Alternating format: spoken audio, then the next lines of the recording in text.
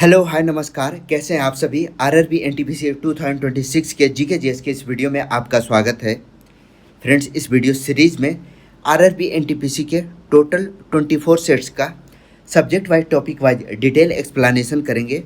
आज हम लोग सेट 4 को डिस्कस करेंगे। तो जिन्होंने अब तक चैनल को सब्सक्राइब नहीं किया है, प्लीज़ चैनल को लाइक शेयर एंड सब्सक्राइब जरूर करें। इसकी PDF हमारे टेलीग्राम चैनल द जीके 360 पर अवेलेबल है, आप इसे वहाँ से डाउनलोड कर सकते हैं। तो चलिए वीडियो स्टार्ट करते हैं। आज का पहला सवाल है, as per article of the Indian constitution from the date of commencement of the constitution 69th amendment act 1991 the union territory of Delhi shall be called the national capital territory of Delhi. भारतीय संविधान के अनुच्छेद डैश के अनुसार संविधान 69वां संशोधन अधिनियम 1991 के लागू होने की तारीख से दिल्ली केंद्र शासित प्रदेश को दिल्ली राष्ट्रीय राजधानी क्षेत्र कहा जाएगा। दिल्ली केंद्र शासित प्रदेश से दिल्ली राष्ट्रीय राजधानी क्षेत्र 69वां संविधान संशोधन 1991 में क्या कहा गया? दिल्ली राष्ट्रीय राजधानी क्षेत्र, राष्ट्रीय राजधानी क्षेत्र का दर्जा दिया गया। ठीक है। आर्टिकल 239AA इस अनुच्छेद के अनुसार दिल्ली को विशेष दर्जा दिया गया है। दिल्ली को विशेष दर्जा मिला है। ठीक है। और इसके साथ साथ दिल्ली में विधानसभा का भी गठन किया गया है। विधानसभा का भी गठन किया गया है। तो राइट आंसर हो गया डी 239AA। नेक्स्ट क्वेश्चन है, under article 275 of the constitution the sums provided by the parliament as grant in aid to states are required to be charged on which fund. संविधान के अनुच्छेद 275 के तहत संसद के द्वारा राज्यों को सहायता अनुदान के रूप में प्रदान की जाने वाली राशि को किस निधि पर भारित किया जाना आवश्यक है। यानी जो राज्यों को केंद्र के द्वारा, संसद के द्वारा जो अनुदान दी जाती है वह भारत के संचित निधि से दी जाती है। किससे? संचित निधि से। इसको कहते हैं कंसोलिडेटेड फंड ऑफ इंडिया। जितने भी राजस्व होते हैं, सभी राजस्व और ऋण, ठीक है, संसद की स्वीकृति से खर्च होते हैं। संसद की स्वीकृति से खर्च होते हैं। एक है contingency fund of India, Bharat की आकस्मिक निधि। ऑब्वियस है, आपातकाल, कोई इमरजेंसी आपात स्थिति हो, आपात स्थिति में प्रधानमंत्री की सलाह से इस फंड से पैसे खर्च किए जाते हैं। और सार्वजनिक खाता होता है जिसमें PF के पैसे जमा होते हैं और अन्य जमाएं, ये सभी किस में जमा होते हैं? पब्लिक अकाउंट ऑफ इंडिया में। तो सवाल का राइट आंसर होगा C, consolidated fund of India. Which provision in part 2 of the constitution define one basis for citizenship at the commencement specifically that the person either parent was born in India. संविधान के भाग 2 में कौन सा प्रावधान इसके लागू होने पर नागरिकता के लिए एक आधार को परिभाषित करता है? विशेष रूप से यह कि व्यक्ति के माता पिता में से किसी एक का जन्म भारत में हुआ था। तो आपको पता है हमारी नागरिकता, इसमें माता पिता का भारत में जन्म होना यह भी एक बेसिस है नागरिकता प्राप्त करने का।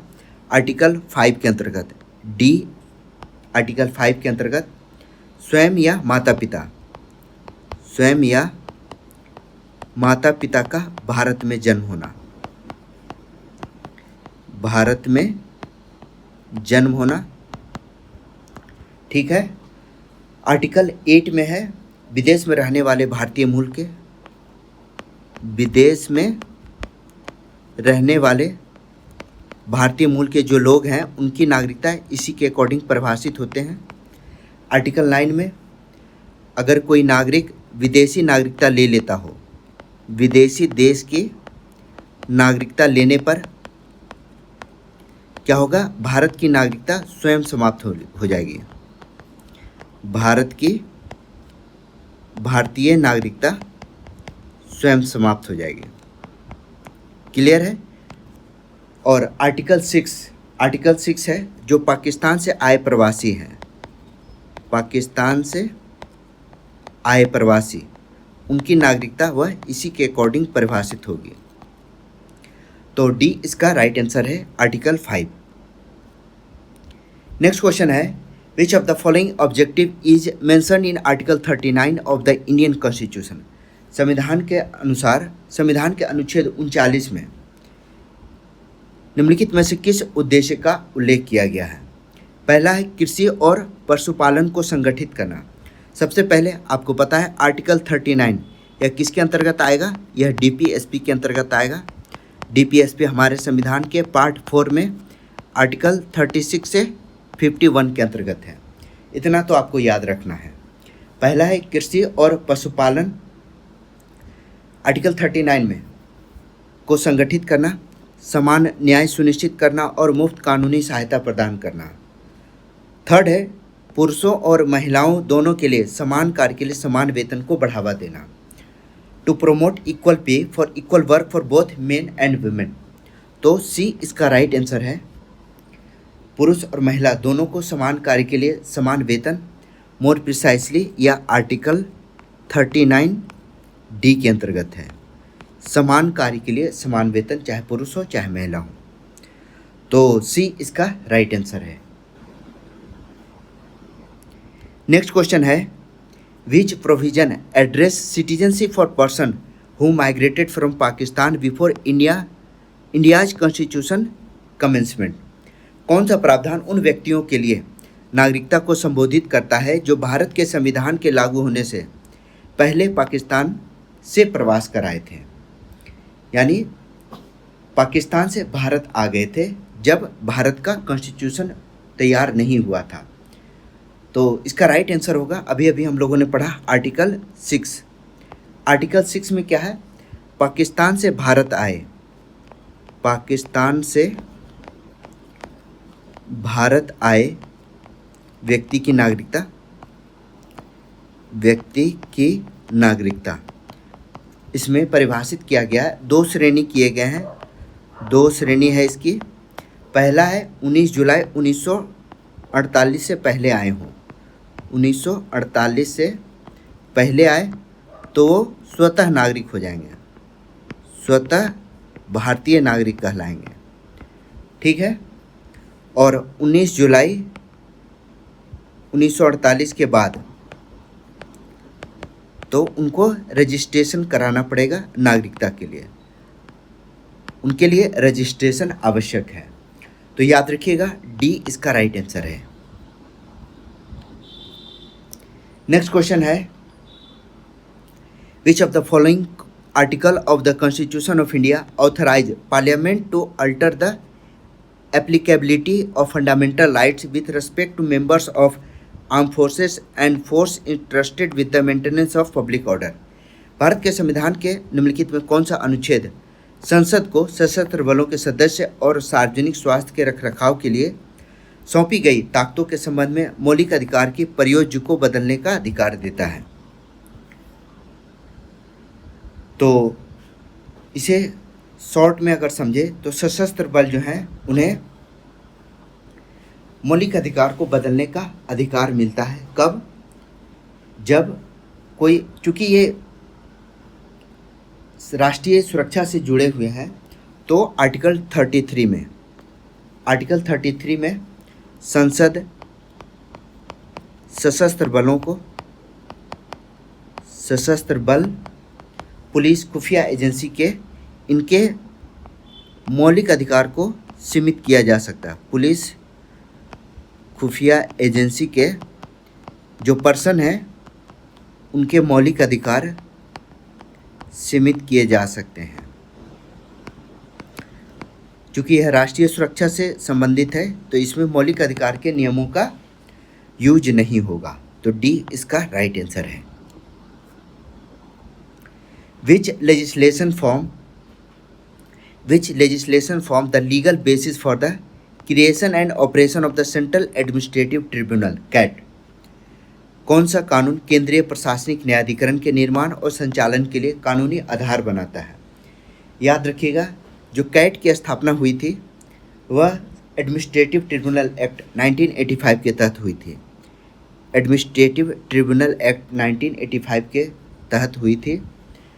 इसका संवैधानिक आधार अनुच्छेद आर्टिकल 323A है। कैट का जो गठन है उसका संवैधानिक आधार आर्टिकल 323A है। कैट का काम क्या होता है? कैट जो है सरकारी सेवा के जो कर्मचारी हैं इनके विवाद का निपटान करना या उनके विवादों को सुनना कैट का काम है। कैट का हेडक्वार्टर कहाँ है? तो यह न्यू दिल्ली में है। कैट का हेडक्वार्टर न्यू दिल्ली में है। तो बी इसका राइट आंसर है। नेक्स्ट क्वेश्चन है, which of the following is not a feature of the 73rd constitutional amendment act 1992? निम्नलिखित में कौन सा 73वां संशोधन अधिनियम 1992 की विशेषता नहीं है? तो 73वें संविधान संशोधन जिसके द्वारा पंचायती राज का गठन किया गया था। ऑप्शंस देखते हैं। अनुसूचित जाति, जनजाति और महिलाओं के लिए सीटों के आरक्षण का प्रावधान, ग्राम स्तर पर लोकपाल की स्थापना पंचायत की विशेषता नहीं है। ठीक है। प्रत्येक 5 वर्ष में पंचायतों के लिए अनिवार्य चुनाव। सवाल में कहा गया कौन सी विशेषता नहीं है, तो क्लियर हो गया बी। लास्ट ऑप्शन देख लेते हैं, पंचायतों को स्वशासन की संस्थाओं के रूप में स्थापित करना। बाकी सभी पंचायतों से संबंधित है। SC ST और महिलाओं के लिए महिला आरक्षण यह सही है। हर 5 वर्ष में 5 ईयर्स पर पंचायती राज का चुनाव होना यह भी सही है। और स्थानीय पंचायती राज को क्या कहते हैं? स्थानीय स्वशासन, तो यह भी सही है। याद रखिएगा, इन्हें 11वीं अनुसूची में शामिल किया गया है, 11वें शेड्यूल में शामिल किया गया है और इसके अंतर्गत 29 विषय हैं, 29 विषय हैं। तो बी इसका राइट आंसर है। अगला सवाल, इन अकॉर्डेंस विद 239AA अभी पढ़ा हम लोगों ने, of the constitution of India after the enforcement of the constitution 69th amendment act 1991 the union territory of Delhi designated by which of the following title? Bharat के संविधान के अनुच्छेद 239AA के अनुसार संविधान का 69वां संशोधन अधिनियम 1991 के लागू होने के बाद दिल्ली केंद्र शासित प्रदेश को निम्नलिखित में से किस नाम से नामित किया गया? आप देख सकते हैं उसी चीज़ को बस शब्दों का हेराफेरी किया गया है। 69वें संविधान संशोधन 1991 में क्या किया गया? दिल्ली जो राष्ट्रीय राजधानी है उसे national capital territory of Delhi कहा गया, NCT दिल्ली कहा गया। कब? 69वें संविधान संशोधन 1991 के बाद। तो इसका राइट आंसर क्या होगा? इसका राइट आंसर है D, national capital territory of Delhi. D इसका राइट आंसर है। Article 243V of the Indian constitution applies to disqualification for membership in which type of body? भारतीय संविधान का अनुच्छेद 243V किस प्रकार के निकाय में सदस्यता के लिए अयोग्यता पर लागू होता है? तो याद रखिएगा 243V यह किससे संबंधित है? तो यह म्यूनिसिपैलिटी से संबंधित है, नगर पालिका। ठीक है, नगर पालिका के अयोग्यता से संबंधित 243V में होगा, किसी भी सदस्य की अयोग्यता का। ठीक है, नगर पालिका का विवरण जो है आर्टिकल 243P से लेकर 243ZG तक, इसमें नगर पालिका से संबंधित प्रावधान है। ठीक है, और नगर पालिका का चुनाव, म्यूनिसिपैलिटी का जो चुनाव होगा वह 243U के अंतर्गत है, 243U। तो राइट आंसर हो गया डी। नेक्स्ट क्वेश्चन है, the Indian constitution empower the parliament to make laws on matter in the state list under which of the following circumstances. भारतीय संविधान संसद को निम्नलिखित में से किन परिस्थितियों में राज्य सूची के विषय पर कानून बनाने का अधिकार देता है। यानी संसद राज्य सूची पर कानून कब बना सकती है। ऑप्शन है जब राज्यसभा इस आशय का प्रस्ताव पारित कर दे। ठीक है, 2/3 बहुमत से इस प्रस्ताव को पारित करना आवश्यक है। पहला सही है। राष्ट्रीय आपातकाल के दौरान बिल्कुल सही है। आर्टिकल 352 के राष्ट्रीय आपातकाल के दौरान संसद क्या है, राज्य सूची पर कानून बना सकती है। जब राज्य अनुरोध करे, यह भी सही है।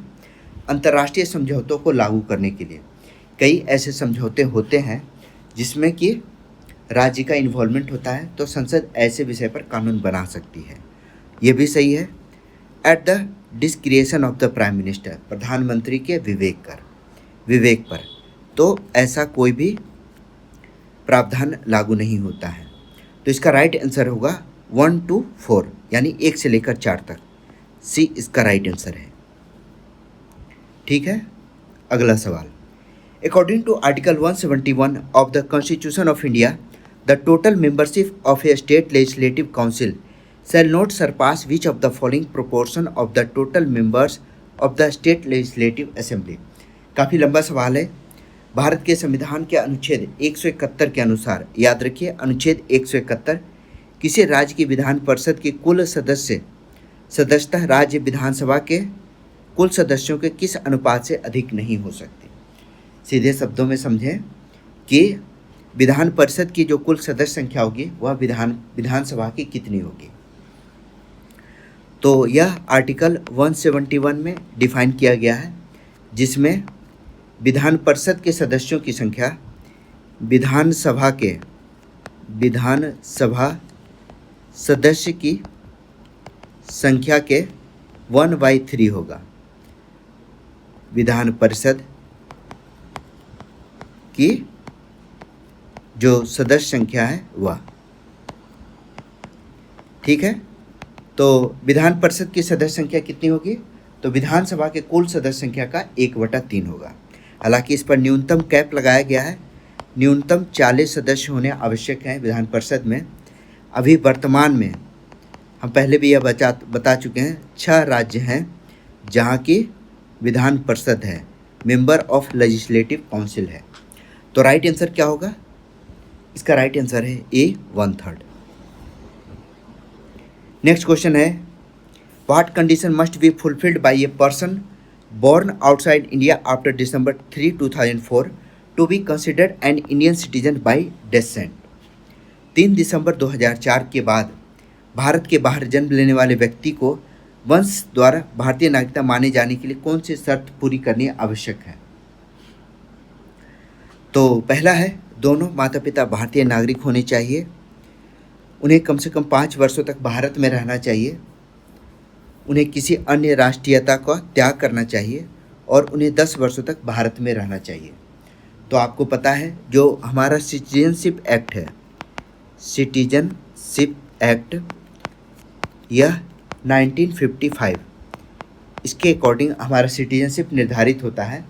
इसके अकॉर्डिंग दोनों माता पिता भारतीय नागरिक होने चाहिए। ए इसका राइट आंसर है। 3 दिसंबर 2004 के बाद विदेश में जन्म नागरिकता तभी होगी जब दोनों माता पिता भारतीय नागरिक हों। ठीक है, कोई बच्चा विदेश में जन्म लिया हो तो उनके माता पिता का भारतीय नागरिक अगर हो तो 3 दिसंबर 2004 के बाद से उन्हें भारतीय नागरिकता प्राप्त हो जाएगी। तो ए इसका राइट आंसर है। नेक्स्ट क्वेश्चन है, what is the role of parental consent under the DPDP act 2023 as of December 2025। दिसंबर 2025 तक DPDP अधिनियम 2023 के तहत माता पिता की सहमति की क्या भूमिका है।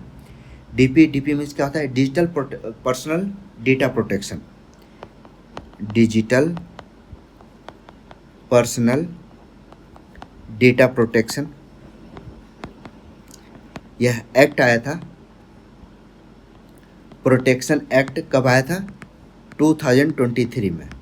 तो DPDP के तहत डाटा फ्यूडिशियरी द्वारा बच्चे के व्यक्तिगत डेटा के the permit processing of a child personal data by data fiduciary, data fiduciary के द्वारा बच्चे के व्यक्तिगत डेटा के प्रसंस्करण की अनुमति देना। इसमें माता पिता की भूमिका आवश्यक है। दूसरे शब्दों में समझे तो बच्चों का डेटा उसे प्राप्त करने के लिए माता पिता के या उनके अभिभावक की सहमति आवश्यक होती है। डेटा फिड्यूशियरी का मतलब होता है कि वैसी संस्था जो डेटा को मतलब रिफाइन करती है, संशोधित करती है, डेटा को संशोधित करती है या रिफाइन करती है, उसे डेटा फिड्यूशियरी कहा जाता है। तो 18 वर्ष से कम के जितने भी बच्चे हैं उनका डेटा लेने के लिए माता पिता की सहमति आवश्यक है। डी इसका राइट आंसर है। As per the constitution of India article 182 deals with the which of the following, Bharat के संविधान के अनुच्छेद 182 में क्या है? आर्टिकल 182 में विधान परिषद का चेयरमैन यानी ए इसका राइट आंसर होगा, chairman and deputy chairman of the state legislative council, राज्य विधान परिषद के अध्यक्ष और उपाध्यक्ष, इसके बारे में आर्टिकल 182 में बताया गया है। ठीक है। सदस्यता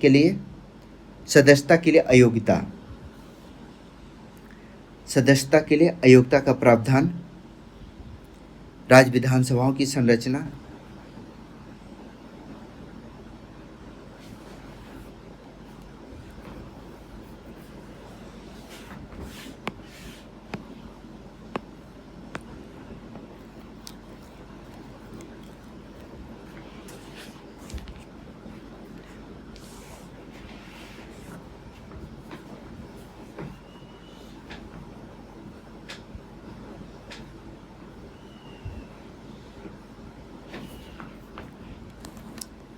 as per the constitution of India article 182 deals with which of the following, भारतीय के संविधान के अनुसार अनुच्छेद 182 किससे संबंधित है?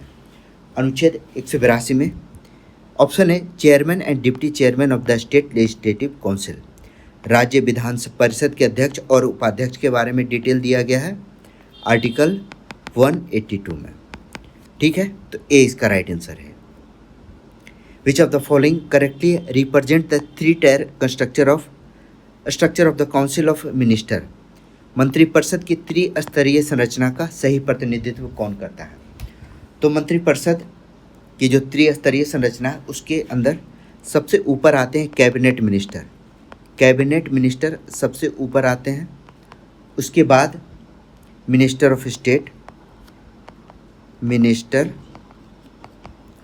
ऑफ स्टेट आते हैं और उसके बाद डेपुटी मिनिस्टर, ये इनका क्रम होता है। ठीक है, तो राइट आंसर क्या होगा? इसका राइट आंसर है बी, राइट अरेंजमेंट यही है, कैबिनेट मिनिस्टर ऑफ स्टेट और डिप्टी मिनिस्टर। अगला सवाल है the preamble primarily serves as which of the following, प्रस्तावना मुख्य रूप से निम्नलिखित में से किस रूप में कार्य करती है? तो हमारी प्रस्तावना है वह एक मार्गदर्शक सिद्धांत के रूप में कार्य करती है, व्याख्या के लिए एक मार्गदर्शक, a guiding principle for interpretation. D इसका राइट आंसर है। आपको याद है कि प्रस्तावना से संबंधित 2-3 केस है जो कि अक्सर पूछे जाते हैं। एक है बेरूबाड़ी यूनियन केस जिसके अंतर्गत कहा गया है, यह 1960 में आया था, 1960 में, जिसमें कहा गया कि प्रस्तावना संविधान का भाग नहीं है, प्रस्तावना संविधान का भाग नहीं है। याद रखिए, इस पर सवाल कई बार पूछे गए हैं। ठीक है, 1960 में। 1973 में आया था केशवानंद भारती केस आया था, जिसमें कहा गया प्रस्तावना संविधान का अभिन्न अंग है, प्रस्तावना संविधान का अभिन्न अंग है। इम्पोर्टेंट है, याद रखिएगा 1973 का। और प्रस्तावना को न्यायालय में परिवर्तनीय नहीं किया जा सकता है, लेकिन यह व्याख्या का मार्गदर्शक हो सकता है। व्याख्या के लिए एक मार्गदर्शक सिद्धांत के रूप में कार्य कर सकता है। तो डी इसका राइट आंसर है। Which of the following act was enacted by the British parliament to regulate the administration of the British East India company territory in India, particularly in Bengal.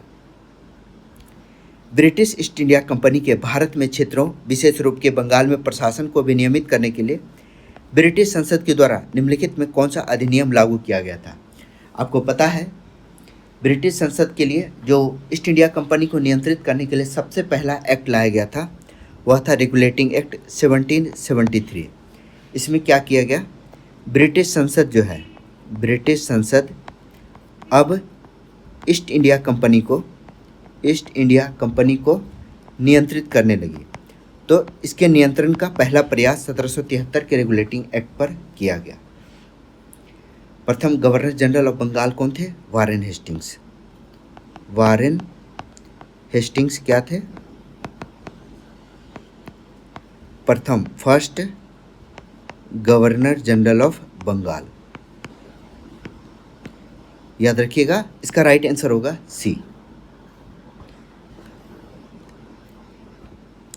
Article 23 specifically prohibits which practice.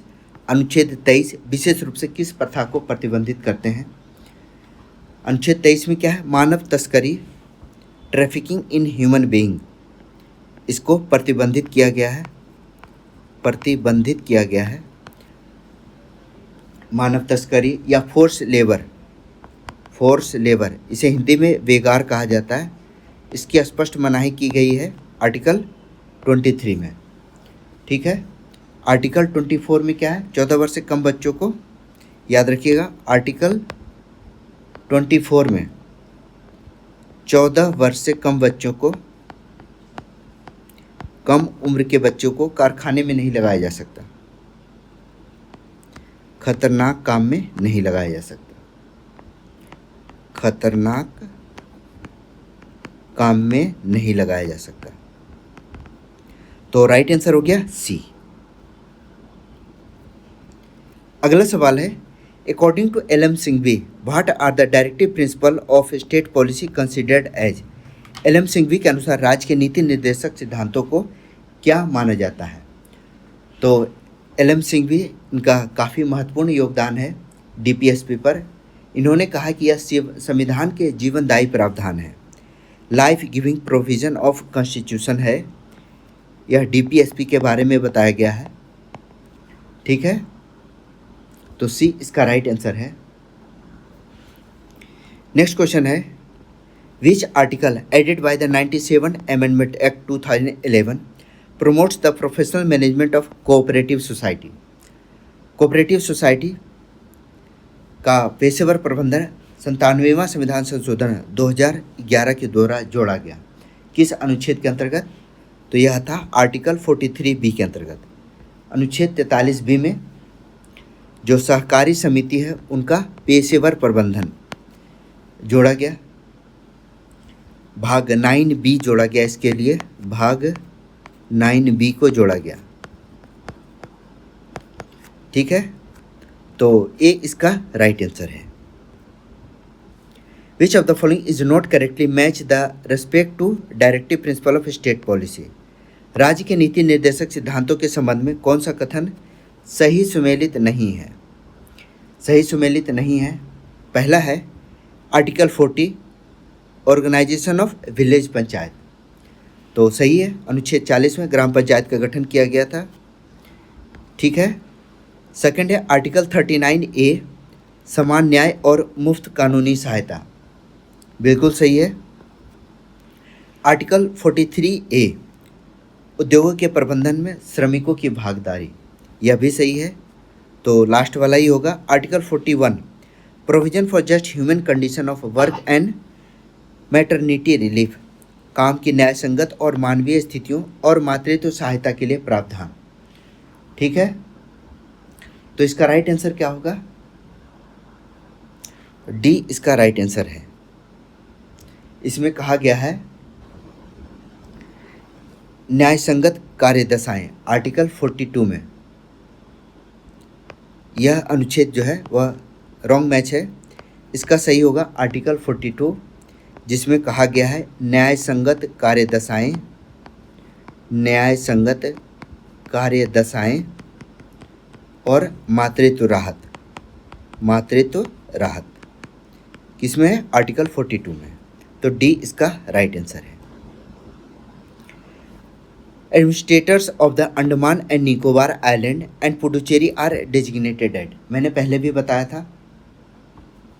Andaman और निकोबार द्वीप समूह और पुडुचेरी प्रशासक को किस रूप में नामित किया जाता है? इसको याद रखिए, बल्कि नोट कर लीजिए, काफ़ी महत्वपूर्ण पद है। दिल्ली, दिल्ली, अंडमान एंड निकोबार, अंडमान निकोबार, ठीक है, जम्मू कश्मीर, लद्दाख और पुडुचेरी, लद्दाख और पुडुचेरी। यहाँ के प्रशासक को कहा जाता है लेफ्टिनेंट गवर्नर, एलजी। इनके प्रशासक जो होते हैं वह लेफ्टिनेंट गवर्नर होते हैं।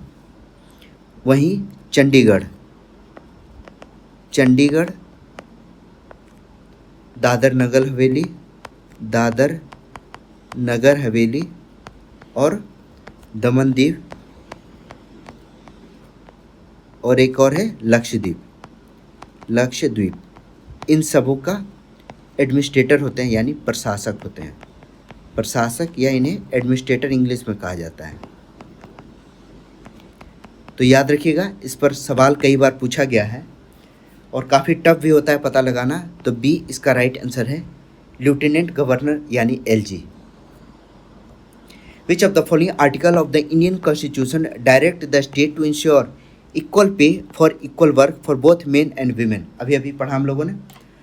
भारतीय संविधान का कौन सा अनुच्छेद राज्य को पुरुषों और महिलाओं दोनों के लिए समान कार्य के लिए समान वेतन सुनिश्चित करने का निर्देश देता है? तो यह है आर्टिकल 39D। मैंने देखो वहीं एक्सप्लेन किया था 39D। अब सेम सवाल पूछा गया है, याद रखिएगा, यह DPSP के अंतर्गत आता है। तो आप देख रहे हैं एक्सप्लेनेशन से भी क्वेश्चन आ रहे हैं, तो एक्सप्लेनेशन काफ़ी ज़रूरी है। जितने भी इम्पोर्टेंट क्वेश्चन है मैं कोशिश करता हूँ कि उसके सारे ऑप्शन भी एक्सप्लेन किए जाएँ।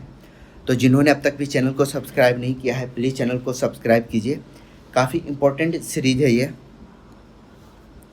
नेक्स्ट क्वेश्चन है, what does the term sovereign in the Indian constitution preamble signify for India? Bharat की प्रस्तावना में, भारतीय संविधान की प्रस्तावना में संप्रभु शब्द क्या दर्शाता है? भारत के लिए क्या दर्शाता है? ऑप्शन है, सभी नागरिकों के लिए धार्मिक स्वतंत्रता, राष्ट्रपति नियुक्त करने की शक्ति, बाहरी नियंत्रण से स्वतंत्रता, पॉलिसी ऑफ नॉन अलाइनमेंट, गुट निरपेक्ष की नीति। तो सॉवरेन, सॉवरेन का मतलब होता है इंडिपेंडेंस फ्रॉम एक्सटर्नल कंट्री, यानी भारत एक संप्रभु देश है, इस पर किसी भी देश का आंतरिक या बाह्य नियंत्रण नहीं है, यानी यह किसी भी देश के अधीन कार्य नहीं करता है। तो सी इसका राइट आंसर है। Which constitutional article empowers the Indian parliament to make laws regarding the acquisition and termination of Indian citizenship after the commencement of the constitution of India? निम्नलिखित में कौन सा संवैधानिक अनुच्छेद भारतीय संसद को भारत के संविधान के लागू होने के बाद भारत की नागरिकता प्राप्ति और समाप्ति के संबंध में कानून बनाने का अधिकार देता है? तो नागरिकता के कानून बनाने का अधिकार यह किसके अंतर्गत है? आर्टिकल 11 के अंतर्गत। इसमें नागरिकता की प्राप्ति और समाप्ति के प्रावधान दिए गए हैं। आर्टिकल 11 में संसद को भारतीय नागरिकता प्राप्ति और समाप्ति पर कानून बनाने का अधिकार देता है। याद रखिएगा, सिटीजनशिप एक्ट जो है वह है 1955, ठीक है। तो इसी के अंतर्गत हमारी सिटीजनशिप को परिभाषित किया जा सकता है। तो बी इसका राइट आंसर है। When a law passed by a state legislator clashes with a parliamentary law on a concurrent list, subject what is legal outcome? जब राज्य विधानमंडल के द्वारा पारित कानून समवर्ती सूची के विषय पर संसदीय कानून के साथ टकराता है तो उसका कानूनी परिणाम क्या होगा? कंकरेंट लिस्ट में टकरा होता है। यदि केंद्रीय कानून ओवरराइड करता है तो जब तक राज्य कानून को राष्ट्रपति सहमति ना मिला हो,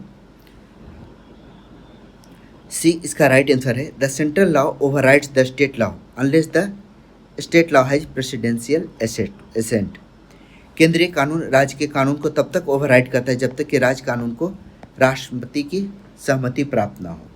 अगर राष्ट्रपति की सहमति प्राप्त कर लिया है तो केंद्रीय कानून जो है वह राज्य के कानून को ओवरराइड कर सकता है, लेकिन उसके लिए उसे राष्ट्रपति की सहमति प्राप्त होना आवश्यक है। काफ़ी इंपॉर्टेंट है, याद रखिएगा। क्वेश्चन को ध्यान से पढ़िएगा, काफ़ी कुछ ऑलरेडी समझ आ जाएगा। तो सी इसका राइट आंसर है। Which article of the Indian constitution mandates the provision of human working condition and maternity relief. अभी अभी पढ़ा हम लोगों ने। भारतीय संविधान का कौन सा अनुच्छेद मानवीय कार्य परिस्थिति और मातृत्व राहत के प्रावधान का आदेश देता है? तो सी होगा आर्टिकल 42। आर्टिकल 40 में है, याद रखिएगा, ग्राम पंचायत का गठन, पंचायत का गठन, ठीक है। 43 में है कुटीर उद्योग, कुटीर उद्योग, यह सभी इंपॉर्टेंट है, याद रखिएगा। आर्टिकल 48 में गौ संरक्षण है, गाय संरक्षण से संबंधित प्रावधान है, ठीक है। तो सी इसका राइट आंसर होगा। Which of the following reflect the Gandhian ideal incorporated as directive principle of state policy in the constitution of India? निम्नलिखित में कौन भारत के संविधान में राज्य नीति निर्देशक सिद्धांत के रूप में शामिल गांधीवादी आदर्शों को दर्शाता है? गांधीवादी आदर्श हमारे संविधान के किस अनुच्छेद में है? तो पहला है जीवन स्तर और सार्वजनिक स्वास्थ्य को ऊपर उठाना, ग्रामीण क्षेत्रों में कुटीर उद्योग को बढ़ावा देना। गांधी जी कुटीर उद्योग को काफ़ी प्रोत्साहित करते थे, खास करके ग्रामीण क्षेत्रों में। आर्टिकल 43 के अंतर्गत, आर्टिकल 43 के अंतर्गत कुटीर उद्योग यानी गांधीवादी आदर्शों को बढ़ाने का, गांधीवादी आदर्शों को दर्शाता है, ठीक है। तो बी इसका राइट आंसर है। अगला सवाल है which of the following is a Tibeto Burman language included in the 8th schedule of the Indian constitution? निम्नलिखित में से कौन तिब्बती बर्मी भाषा भारतीय संविधान की 8वीं अनुसूची में शामिल है? काफ़ी इंपॉर्टेंट है, रेयर क्वेश्चन है। तिब्बती बर्मी भाषा यह किसे कहा जाता है? तो इसमें होता है वोडो। सी इसका राइट आंसर है। वोडो को 8वीं अनुसूची की 22 भाषाओं में शामिल किया गया है। कौन कौन है? वोडो, मणिपुरी और नेपाली। इन सभी को हमारे संविधान के 8वीं अनुसूची में शामिल किया गया है, ठीक है। वर्तमान में कितनी भाषाएं हैं? 22 भाषाएं 8वीं अनुसूची में। तो सी इसका राइट आंसर है। Under the 74th amendment of the Indian constitution who is eligible for representation in A municipal without voting rights? Municipality without voting rights. भारतीय संविधान के 74वें संशोधन के तहत कौन नगर पालिका में बिना मतदान के प्रतिनिधित्व के पात्र है? तो जैसे राज्यसभा में उसी तरह नगर पालिका में आर्टिकल 243S के अंतर्गत विशेष ज्ञान, नगर पालिका में विशेष ज्ञान रखने वाले व्यक्ति को बिना मतदान अधिकार के प्रतिनिधित्व उनका दिया जा सकता है, लेकिन इन्हें मतदान का अधिकार नहीं होता है, मतदान का अधिकार प्राप्त नहीं है, ठीक है। तो सी इसका राइट आंसर है। Which of the following language is not included in the 8th schedule of the Indian constitution? 8वीं अनुसूची में निम्नलिखित में कौन सी भाषा शामिल नहीं है? तो संविधान के 8वीं अनुसूची में इंग्लिश नहीं है। इंग्लिश को 8वीं अनुसूची में शामिल नहीं किया गया है। यह ऑफिशियल लैंग्वेज एक्ट में है, ऑफिशियल लैंग्वेज एक्ट में है, ठीक है।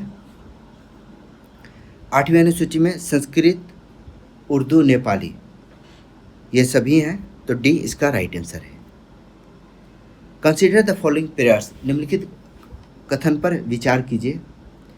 पहला है 63 में क्या है, भारत के उपराष्ट्रपति का प्रावधान है, तो पहला सही है। The vice president to be ex officio chairman of the council of state, उपराष्ट्रपति राज्यों की परिषद का पदेन अध्यक्ष होगा, यह भी सही है। राष्ट्रपति की अनुपस्थिति के दौरान उपराष्ट्रपति राष्ट्रपति के रूप में कार्य करेगा, आर्टिकल 65 में है, यह भी सही है। और इलेक्शन ऑफ वाइस प्रेसिडेंट, उपराष्ट्रपति का चुनाव, यह आर्टिकल 66 में है, यानी सभी कथन सही है, बी इसका राइट आंसर है। The national legal service authority NALSA was establish under the, राष्ट्रीय कानूनी सेवा प्राधिकरण नालसा की स्थापना किसके तहत की गई थी? आपको पता होगा, इससे पहले वाले सेट में इस पर सवाल भी आया था। NALSA legal services authority act 1987, कानूनी सेवा प्राधिकरण स्थापना, नालसा की स्थापना इसी अधिनियम के आधार पर की गई थी। नालसा की स्थापना 1995 में, 1995 में की गई इसकी स्थापना, ठीक है। इसका संवैधानिक आधार है आर्टिकल 39A। 39A के आधार पर नालसा की स्थापना की गई थी, जो कि लोक अदालत और निःशुल्क कानूनी सहायता देता है। क्या है यह? लोक अदालत और निःशुल्क कानूनी सहायता, ठीक है। तो राइट आंसर हो गया ए। अगला सवाल है, the constitution 1950 amendment, 19th amendment act of 2009 extended the reservation seat in the Lok Sabha and state legislative assembly for scheduled caste, scheduled tribe and Anglo-Indian for how many years? काफ़ी important सवाल है। 95वां संविधान संशोधन ने लोकसभा और राज्य विधानसभा में अनुसूचित जाति, जनजाति और एंग्लो इंडियन के लिए कितने सीटों को आरक्षित, जो इनके सीटें हैं आरक्षण के लिए, उन्हें कितने वर्षों के लिए बढ़ाया गया है? तो याद रखिएगा 104वां संविधान संशोधन, 104वां संविधान संशोधन ध्यान से पढ़िएगा, जिसके अंतर्गत SC ST का आरक्षण, SC ST का आरक्षण 2030 तक बढ़ा दिया गया है, यानी 10 वर्ष की इसकी, आगे के 10 वर्ष के लिए इसे बढ़ाया गया, ठीक है। 2010 से 2020 से इसमें आरक्षण था, अब 2020 से 2030 तक है, ठीक है। 104वां संविधान संशोधन है, ठीक है। 95वां संविधान संशोधन में क्या था? तो यह 2010 से 2020 तक था। 104वां संविधान संशोधन में क्या हुआ? 2020 से बढ़ाकर 2030 तक कर दिया गया। क्लियर है? अब है एंग्लो इंडियन, तो एंग्लो इंडियन के प्रावधान को समाप्त कर दिया गया। एंग्लो इंडियन के प्रावधान को अब समाप्त कर दिया गया। 2 एंग्लो इंडियन का लोकसभा में प्रतिनिधित्व दिया जाता था, तो वह 104वां संविधान संशोधन कब हुआ था? यह 2020 में, तो इसे समाप्त कर दिया गया। तो राइट आंसर क्या होगा? इसका राइट आंसर है डी, 10 ईयर्स। अगला सवाल है, which constitutional amendment act added Bodo, Dogri, Maithili and Santhali to the 8th schedule of the Indian constitution? किस संवैधानिक संशोधन अधिनियम ने भारतीय संविधान की 8वीं अनुसूची में बोडो, डोगरी, मैथिली और संथाली को जोड़ा? तो आपको पता है हमारे संविधान में अभी टोटल 22 भाषाएं हैं, ठीक है।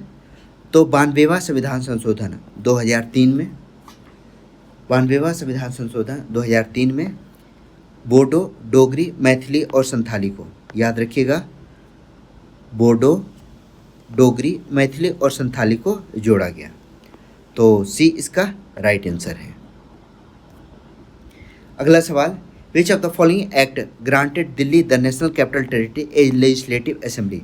आपको याद है मैंने पहले ही सवाल में यह बताया था। आप देखो एक्सप्लेन किए हुए चीज़ें सामने आती है। निम्नलिखित में से किस अधिनियम ने राष्ट्रीय राजधानी क्षेत्र दिल्ली की एक विधानसभा प्रदान करती है? तो यह है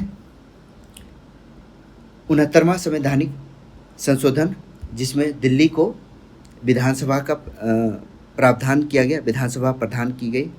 तो राइट आंसर होगा D, government of and city of Delhi act 1991। तो आपको पता है दिल्ली के विधानसभा की कितनी सीटें हैं? दिल्ली विधानसभा की टोटल 70 सीटें हैं, 70 सीट्स हैं, जिसमें याद रखिएगा पुलिस, जमीन और लोक व्यवस्था यह किसके पास है? तो यह एलजी के पास होता है, लेफ्टिनेंट गवर्नर या उपराज्यपाल के पास।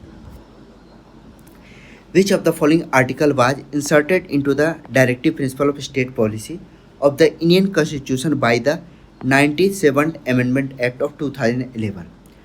97वां संविधान संशोधन के द्वारा नीति निर्देशक सिद्धांतों को निम्नलिखित में से कौन सा अनुच्छेद जोड़ा गया? तो 97वां संविधान संशोधन में आर्टिकल 43 भी हमने पहले भी पढ़ रखा है, जिसमें सहकारी समिति को बढ़ावा देना या गांधीवादी आदर्शों के अनुकूल है। तो इसको जोड़ा गया था 97वां संविधान संशोधन 2011 में। ठीक है। 48A जो कि संबंधित है पर्यावरण का संरक्षण, सुधार तथा वनों और वन्य जीव की सुरक्षा के लिए, इसे जोड़ा गया था 42वां संविधान संशोधन 1976 में। ठीक है। 43A उद्योगों के प्रबंधन में श्रमिकों की भागीदारी, इसे भी 42वें संविधान संशोधन 1976 में जोड़ा गया। समान न्याय और मुफ्त कानूनी सहायता, इसे जोड़ा गया आर्टिकल 42वें संविधान संशोधन 1976 में, और यह भी आर्टिकल 39A के अंतर्गत था। तो क्लियर हो गया, सी इसका राइट आंसर है। Which of the following is not contained in article 51? निम्नलिखित में से कौन अनुच्छेद 51 में शामिल नहीं है? तो सीधा हम पढ़ लेते हैं कि क्या शामिल है। तो क्या शामिल नहीं है यही पढ़ लेते हैं। राष्ट्रों के बीच न्यायसंगत और सम्मानजनक संबंध, यह शामिल है। अंतर्राष्ट्रीय शांति और सुरक्षा को बढ़ावा देना, यह भी सही है। भारत के वनों और वन्य जीवों का संरक्षण, यह आर्टिकल 48A के अंतर्गत है। तो सी इसका राइट आंसर है। ठीक है। सवाल में दिया गया आर्टिकल 51 नहीं, यह बिल्कुल गलत है, यह आर्टिकल 48A में है। The appointing authority for the chairman and members for a state public service commission under article 316 of the constitution of India is? अनुच्छेद 316 के तहत राज्य लोक सेवा आयोग के अध्यक्ष और सदस्यों के लिए नियुक्ति, यह राज्य के राज्यपाल के द्वारा की जाती है। राज्य के राज्यपाल जो है, स्टेट जो पीसीएस होता है उसके अध्यक्ष और सदस्य की नियुक्ति करते हैं। यूपीएससी का जो अध्यक्ष होता है वह राष्ट्रपति के द्वारा नियुक्त किया जाता है। तो सी इसका राइट आंसर है। Which article of the directive principle of state policy इंश्राइन the principle of equal pay for equal work for both men and women in India? कई बार हो चुका। आर्टिकल 39 में समान कार्य के लिए समान वेतन का सिद्धांत है। नेक्स्ट क्वेश्चन है, which of the following parts of the Indian constitution deal with the official language of the Indian union? भारतीय संविधान का निम्नलिखित में से कौन सा भाग भारतीय संघ की आधिकारिक भाषाओं से संबंधित है? संघ की आधिकारिक भाषा, राजभाषा का संबंध पार्ट 7 में है, 17 में, भाग 17 में है, 17 में है। हिंदी का टर्म है, याद रखिएगा। भाग 17 में अनुच्छेद 343 से 351 में राजभाषा का उल्लेख किया गया है। राजभाषा का उल्लेख किया गया है। 20 में है संशोधन, संविधान का संशोधन भाग 20 में है, और अनुच्छेद 368 के अधीन किया जाता है 368 में। ठीक है। भाग 15 को इतना इम्पोर्टेंट नहीं है तो रहने देते हैं। इसका राइट आंसर हो गया C. The 74th Constitutional Amendment Act 1992 instituted the municipality with functional domain under the 12th schedule of the Constitution. 74वें संविधान संशोधन अधिनियम 1992 ने नगर पालिकाओं को संविधान की 12वीं अनुसूची के अंतर्गत कार्यात्मक सोचे हैं तहत कितने कार्यात्मक क्षेत्र छूते हैं। सब्जेक्ट पूछा गया है, 18 सब्जेक्ट है। म्यूनिसिपलिटी के अंतर्गत 18 सब्जेक्ट हैं, ठीक है। 12वीं अनुसूची में पंचायती राज है, नगर पालिका है। पंचायत जो है वह 11th शेड्यूल में है, 11th शेड्यूल में है और इसके अंतर्गत 29 सब्जेक्ट है, ठीक है। तो राइट आंसर हो गया A 18। अगला सवाल, the land boundary agreement with Bangladesh was constitutionalized through which constitutional amendment.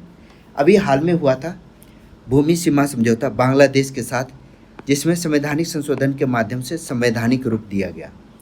तो इसमें 100वां संविधान संशोधन किया गया था, 100 संविधान संशोधन हुआ था, जिसमें बांग्लादेश के साथ, भारत और बांग्लादेश के साथ भूमि समझौता किया गया, ठीक है, जिसमें 3 बीघा कॉरिडोर और इनक्लेव एक्सचेंज किया गया। 3 बीघा कॉरिडोर काफ़ी इम्पोर्टेंट है, चूँकि अभी हाल में हुआ था, 2015 में हुआ था 100वां संविधान संशोधन, जिसमें 3 बीघा कॉरिडोर और इनक्लेव एक्सचेंज जो है इसी का हिस्सा था, उसके संबंध में एग्रीमेंट किया गया। तो इसका संवैधानिक रूप दिया गया 100वें संविधान संशोधन के द्वारा। Article 47 deal with which of the following, अनुच्छेद 47 किससे संबंधित है। अभी पढ़ा हम लोगों ने। पोषण के स्तर और सार्वजनिक स्वास्थ्य को ऊपर उठना DPSP के अंतर्गत आता है।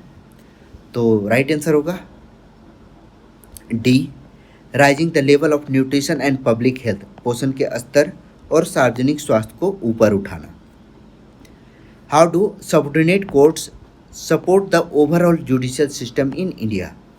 अधीनस्थ न्यायालय भारत में समग्र न्यायिक प्रणाली का समर्थन कैसे करते हैं।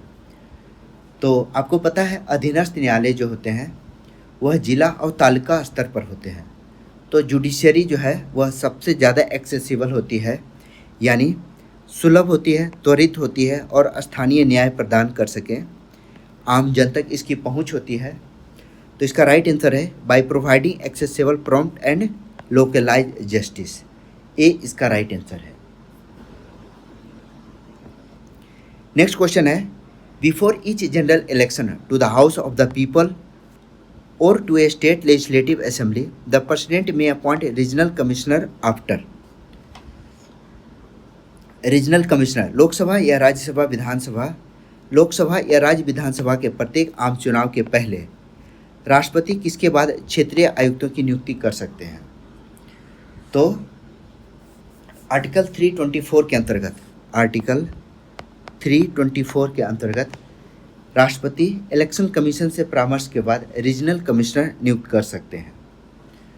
तो राइट आंसर होगा consultation with the election commission, चुनाव आयोग के साथ परामर्श के बाद राष्ट्रपति क्या करेंगे, राष्ट्रपति क्षेत्रीय आयुक्त को, रीजनल कमिश्नर को नियुक्त कर सकते हैं।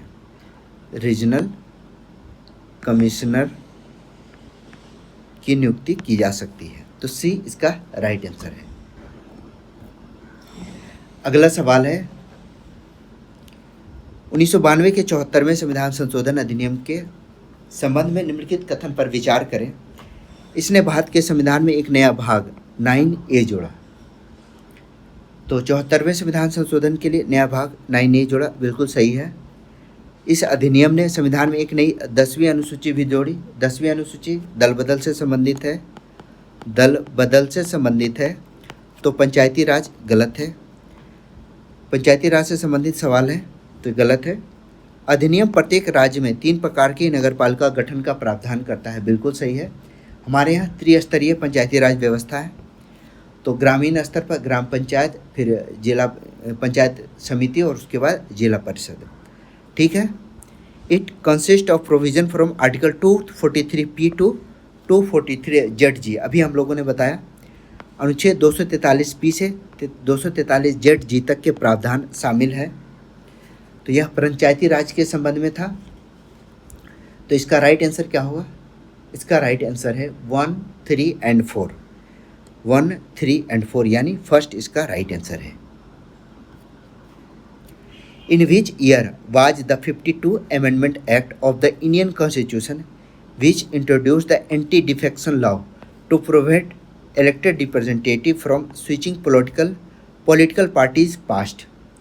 भारतीय संविधान का 52वां संविधान संशोधन अधिनियम, जिसने निर्वाचित प्रतिनिधियों को राजनीतिक दलों को बदलों से रोकने के लिए दल बदल विरोधी कानून पेश किया गया, यह किस वर्ष पारित किया गया?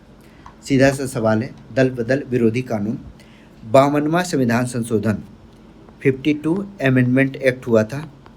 संविधान संशोधन 1985 में किया गया ताकि राजनीतिक दल जो है वह दल बदल आसानी से ना कर सकें। यह राजीव गांधी की सरकार में किया गया था। राजीव गांधी उस समय प्रधानमंत्री थे। 91वां संविधान संशोधन 2003 में इसे और मजबूत किया गया। इसे और मजबूत किया गया। इसके लिए 10वीं अनुसूची भी जोड़ी गई। याद रखिएगा, 10वीं अनुसूची भी जोड़ी गई। तो ए इसका राइट आंसर है। The citizenship amendment act 2019 provide citizenship to individual belonging to which community if they entered India before 31 December 2014 from Pakistan और अफ़गानिस्तान और बांग्लादेश। तो यह CAA 2019 से संबंधित है, सिटीजनशिप अमेंडमेंट एक्ट 2019 से, जिसमें 6 धर्मों के अल्पसंख्यक कौन कौन थे?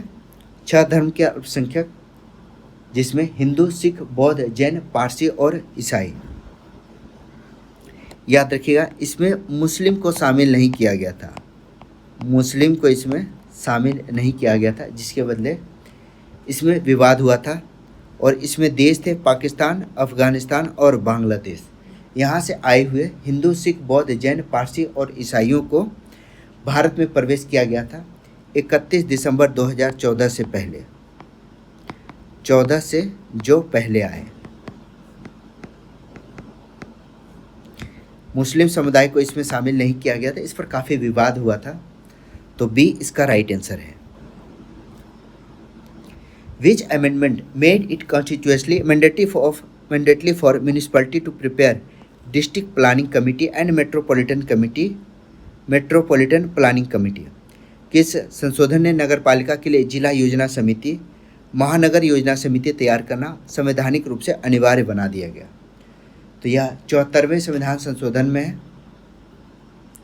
इतना इम्पोर्टेंट नहीं है, लेकिन याद रखिएगा 74वां संविधान संशोधन 1992 में जिला स्तर पर जिला योजना समिति या डिस्ट्रिक्ट लेवल पे था, और महानगर योजना समिति या मेट्रोपॉलिटन यानी महानगरीय क्षेत्र के लिए था। तो याद रखिएगा, ए इसका राइट आंसर है। Providing free legal aid under article 39A indirectly promotes which preamble objective? अनुच्छेद 39A के तहत मुफ्त कानूनी सहायता प्रदान करना। याद रखिएगा, काफ़ी इम्पोर्टेंट है। मुफ्त कानूनी सहायता प्रदान करना अप्रत्यक्ष रूप से प्रस्तावना के लिए किस उद्देश्य को बढ़ावा देना है? तो इसमें है न्याय की पहुंच, न्याय तक पहुंच जो है वह हर व्यक्ति का हो, जस्टिस फॉर ऑल। ए इसका राइट आंसर है। प्रस्तावना में social, economic and political justice की बात की गई है। क्या है?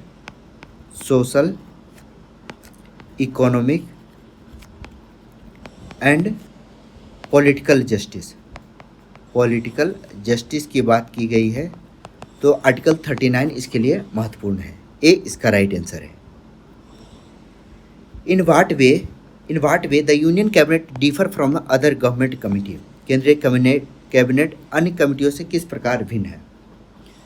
तो आपको मैंने पहले ही बताया था, जो केंद्रीय कैबिनेट होते हैं वह सर्वोच्च निर्णय वाला निकाय होता है, कार्यपालिका का सर्वोच्च निकाय होता है यूनियन कैबिनेट। तो राइट आंसर होगा, E serve as the supreme decision making body of executive branch. यह कार्यकारी शाखा के सर्वोच्च निर्णय लेने वाले निकाय के रूप में कार्य करता है, मंत्री कहलाते हैं। तो इसका राइट आंसर होगा बी। सभी प्रमुख नीतिगत निर्णय जो है वह कैबिनेट मिनिस्टर ही लेते हैं। तो ये था आरआरबी एनटीपीसी के आंसर की का आज यह 5वां वीडियो कैसा लगा कमेंट सेक्शन में ज़रूर बताइएगा। वीडियो को ज़्यादा से ज़्यादा शेयर कीजिए। मेरा नाम है राहुल सिन्हा। प्लीज़ चैनल को सब्सक्राइब जरूर कीजिए। Thank you for watching.